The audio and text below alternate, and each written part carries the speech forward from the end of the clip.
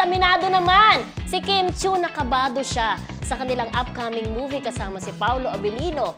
Sa kabila ng kanyang pagiging seasoned actress, sinabi niyang may ilang experiences siya sa pelikula na nagpapataas ng kanyang kaba. Pero kahit nakabado, excited naman siya at positibo na magugustuhan ng fans ang kanilang pelikula. Iba kasi ito, Mildred, eh. Oo. Kasi talagang maaano ka talaga, may pressure. Kasi first time nila magtambal ni Paolo Abilino at saka ang daming nakatutok na mata kung ito ba ay kikita o susuporta ng mga tao. Lalong-lalo na ang sinundan nilang mga pelikula. Correct. Ang Unhappy for You, nina Joshua Garcia at Julia Barreto. Of course, ang Ang phenomenal, Cut din. di ba? Ang Cut din.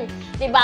Ang 1 billion movie, di ba? Na talaga namang nagbigay ng kasaysayan, no? Correct. Nagbigay ng first ever billion movie. Oo, hindi mo rin Diba? kasi masisisi si Kim. Siyempre, nag-iisip siya, ay, sana kumita ang pelikula namin, di ba? Oo. Sana malakas ang pelikula namin. Kasi alam naman natin Pero, mga netizens, ang sinusundan mo, di ba? Pero for sure, Oo. kami naniniwala kami, magiging blockbuster hit ang pelikulang My Love Will Make You Disappear. Kami po sa Marisol, alam po namin yan. Hindi lang po doon sa comment section nyo nababasa, pero marami po nag-PPM sa amin. Talagang nagpapahayag ng kanilang suporta. At as early as this, talaga namang marami na ang nagpaplano ng kanilang black screening. At saka maganda ang Diba? playdate niya, Mildred, na Valentine's Araw ng Day. mga puso. Dikit siya sa Valentine's Day.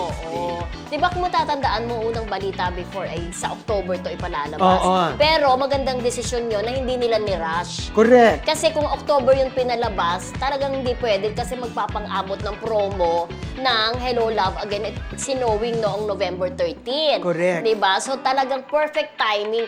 Inakala din natin na opening salvo siya, pero mas okay nga naman kung February 12 dahil araw ng mga puso. Araw ng mga puso kasi maraming magdi-date, no? Maraming Na kikiligin. mag-partner at kikiligin kina Paolo at saka Oo. kina Kim Chiu. Kaya naman pag nanood kayo sa sine, dapat kasama inyong boyfriend. Yes! Pero kung oo. walang boyfriend, paano? Kasama ang family, kaibigan, di ba? Oo. Yes, nakita na namin ang teaser at masasabi namin napakaganda nung teaser na yon at sana sa kabuuan din talaga ng pelikula ay maging maganda rin, di ba? Truly. Ayan, tumatawag si Placente, di ba, habang nasa show.